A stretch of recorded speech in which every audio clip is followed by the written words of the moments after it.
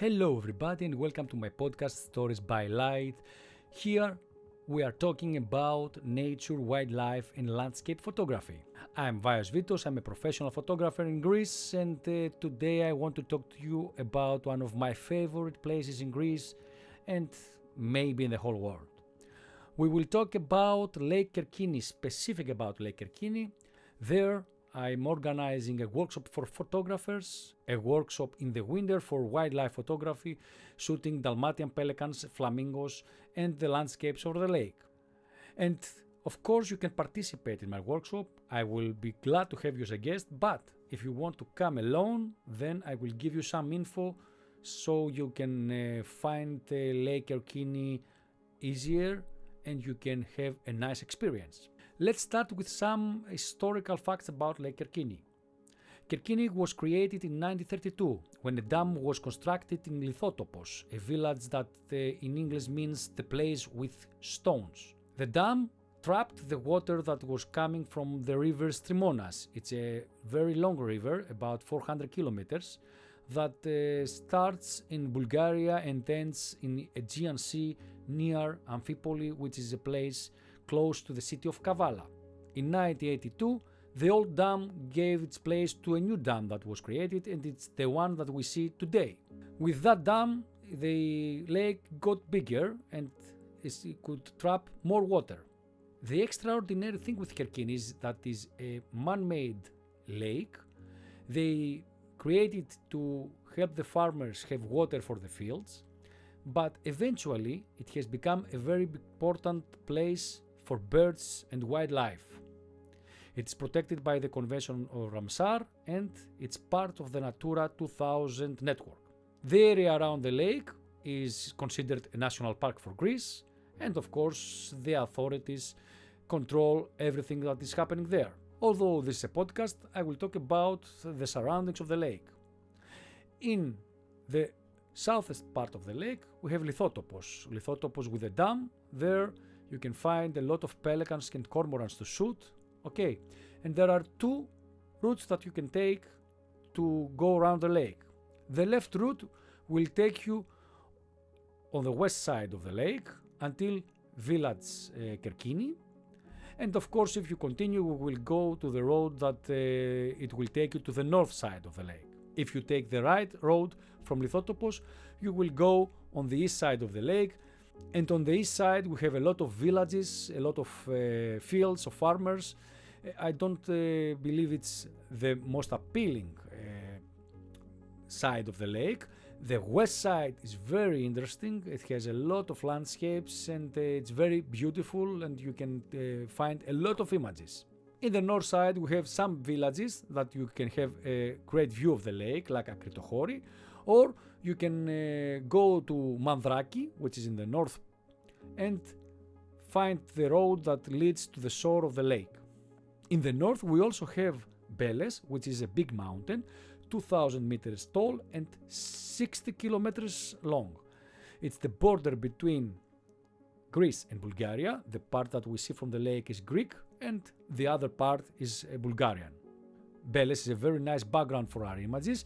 It's a bit bluish because it takes the color of the lake that reflects on the mountain, but in the winter also it has snow on the peaks and it creates some interesting images with the birds flying in front of it. When is the best period to come to Lake Kerkini? I would say that all seasons are great for Kerkini because you can shoot a lot of different things. In the winter I organize my wildlife photography workshop because you can shoot the Dalmatian pelicans, which is a great bird with many strong images, flamingos, and of course we can shoot the landscapes of the lake. The Dalmatian pelican here has one of the biggest populations in Europe and they are very approachable because during the winter the temperatures are very low and the pelicans cannot find easily fish because the fish due to the low temperatures are swimming deeper. That's why Dalmatian pelicans depend a lot on the locals, on the fishermen and on the guides that they throw them fish and so they come close to the boats and we can make some great images. Of course, we can also shoot the flamingos that are in the lake, about 4,000 to 6,000 every year, are coming during the autumn and leave in the spring. Another star of the lake is the lesser white-fronted goose. It's a bird that comes from the Arctic cycle during the winter and stays in Greece, usually in Kerkini, but you can also find them sometimes in Evros. They fly there and they go back. And these birds are very rare because in our era we have 30 to 35 pairs of these birds, about 60 to 75 birds in total. Of course, these gooses are very difficult to spot and even difficult to shoot because they are used to be chased, so they are afraid and you cannot find them easily. The lake also has a lot of mammals, like jackals, like wildcats, like deers, like foxes, and of course even wolves, but very rare. And all these mammals are very low in numbers, so again it's very difficult to spot them and shoot them. During the spring you can come to Lake Kerkini and shoot different species of birds, like the bee-eaters, like egrets, cormorants. Egrets and cormorants are also in the winter, but in the spring something amazing happens to the lake. The level of the water rises because in the winter the state keeps the water low because they don't want the area to be flooded by the rains. But in the spring the water comes up, and then in the Strimonas River Delta you can find a forest that the trees are inside the water. That means that in that specific period the birds nest on the top of the trees, and you can go there by boat with specific guides that have guidelines how to approach the forest and shoot a lot of species. It's a great experience, of course, because we have a lot of birds like cormorants, like egrets, like spoonbills that are nesting there, and you can have nice portraits and shoot even with not so long lenses like 300 millimeters. Now let's talk about how you get to Kerkini Lake. You will get a flight to Thessaloniki, or Salonika as you can find it in English language. The airport code is SKG, and from there you rent a car and you can go to Kerkini Lake.